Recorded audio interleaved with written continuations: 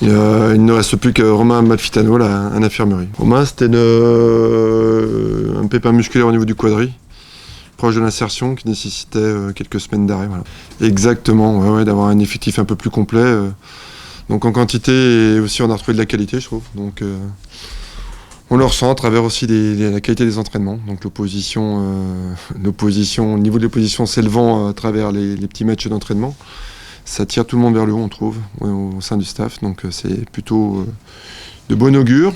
Et puis ça permet aussi de se préparer, on va dire, plus sereinement à la compétition. Je veux dire que c'est un lieu commun, mais on le découvre à Dijon. Donc aujourd'hui, effectivement, il faut déjà apparaître dans le groupe et puis après aussi postuler pour être titulaire. Donc ça, je trouve que ça alimente une saine concurrence aux entraînements, on peut le sentir, où des joueurs ont envie de se montrer à travers les oppositions. Donc je trouve encore une fois que c'est plutôt une bonne nouvelle pour moi. Pas plus particulièrement, mais impliqué et appliqué dans les séances d'entraînement. Après, effectivement, il y avait une forme de frustration lundi. On l'a senti suite au retour vidéo, qui n'a fait qu'alimenter nos regrets. Mais non, depuis c'est digéré, il faut qu'on digère d'ailleurs et qu'on se projette sur ce match de Bordeaux.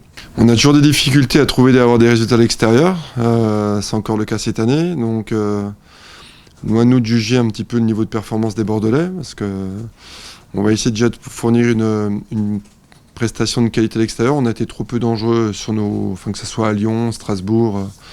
Donc voilà, il faut que ce qu'on a pu montrer contre Montpellier, qu'on puisse se trouver aussi à l'extérieur. Et c'est un peu notre défaut l'année dernière. On avait des visages un petit peu différents entre ce qu'on montrait à domicile et à l'extérieur. Donc j'espère avoir plus de constance dans nos performances, quel que soit le fait de jouer à domicile ou à l'extérieur.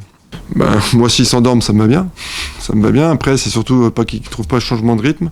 Et ils ont des joueurs qui sont capables de le trouver offensivement. Je trouve qu'il y a de la qualité.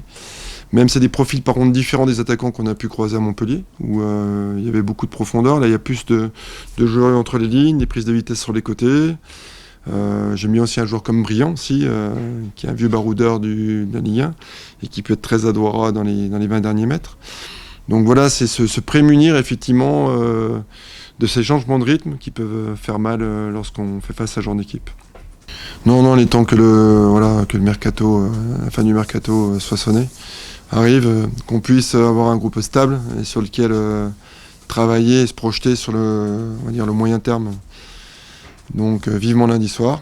On aura une vision un peu plus, affinée et définitive du groupe dijonnais pour la saison 2020-2021.